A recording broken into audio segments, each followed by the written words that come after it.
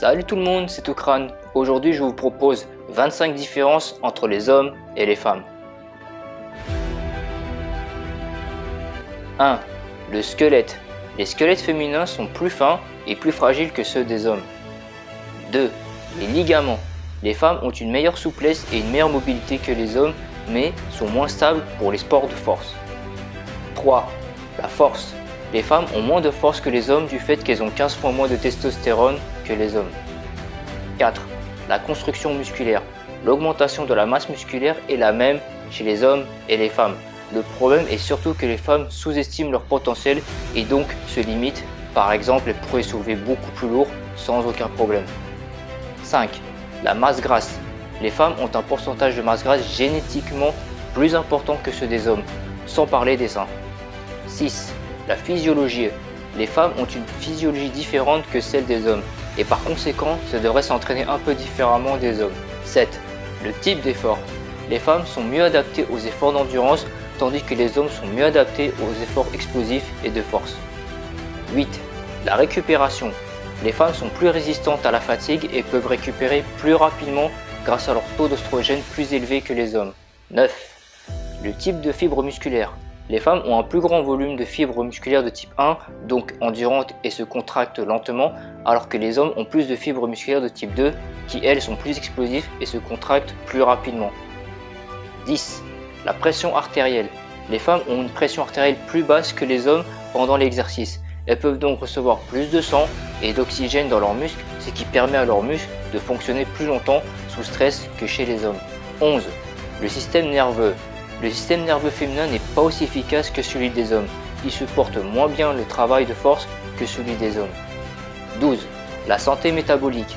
Les femmes ont une meilleure santé métabolique que les hommes et ont une distribution plus saine de graisse corporelle. 13. Les genoux. Les femmes sont plus enclines aux blessures au niveau du genou que les hommes.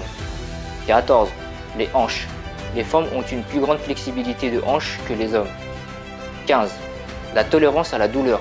Les femmes ont un seuil de tolérance à la douleur similaire à celui des hommes, sauf sur les douleurs de pression et la douleur thermique, donc le chaud et le froid. 16. L'appétit. Il n'y a pas de différence significative de régulation de l'appétit des hommes et des femmes. 17. La gestion des émotions. Les femmes sont plus sensibles, plus émotionnelles et les hommes sont plus rationnels. Les femmes ont une tendance plus élevée aux émotions négatives que les hommes, surtout au niveau de l'anxiété et la vulnérabilité. Par contre, les femmes ont une tendance à l'agréabilité plus élevée que les hommes. 18. La tolérance à la blessure. Les hommes surestiment les petites blessures alors que les femmes sont plus résistantes à la vue du sang et face à une souffrance. 19. Le rôle. Les femmes donnent la vie tandis que les hommes y contribuent. 20. La taille. Il n'y a pas de différence significative de taille entre les hommes et les femmes. 21. L'empathie. Les femmes ont plus d'empathie affective et cognitive que les hommes avec une meilleure compréhension sociale. 22. L'agressivité. Les hommes sont plus agressifs physiquement, naturellement que les femmes, mais il s'avère que la testostérone n'est pas directement responsable de l'agressivité. 23. Les aptitudes visio-spatiales et le jugement de l'orientation des lignes. Les hommes ont de meilleures aptitudes que les femmes là-dessus. 24. Les tâches verbales. Les femmes ont de meilleures performances en lecture, en compréhension de texte, au langage et en écriture que les hommes. 25. Les troubles mentaux. Les hommes ont plus tendance à l'autisme, à la schizophrénie, aux troubles de déficit et de l'attention que les femmes. Par contre, les femmes ont plus tendance aux troubles du comportement alimentaire, d'anorexie, à la boulimie et aux troubles de l'anxiété que les hommes.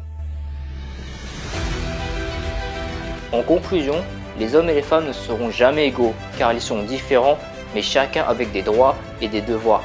Les hommes et les femmes sont complémentaires dans leurs différences et cela n'a rien de néfaste, au contraire, c'est une richesse.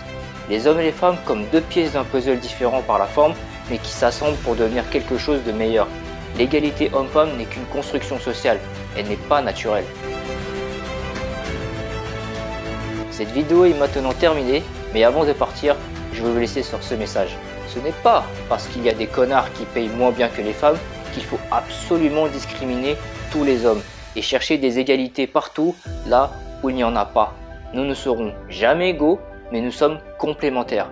Peu importe votre sexe, votre religion, votre couleur de peau, votre état de santé, votre philosophie, votre tendance politique, Que vous soyez riche ou pauvre, que vous soyez jeune ou vieux, puisez plutôt dans vos spécificités respectives et soyez unis ensemble. Prenez tous soin de vous et à très bientôt.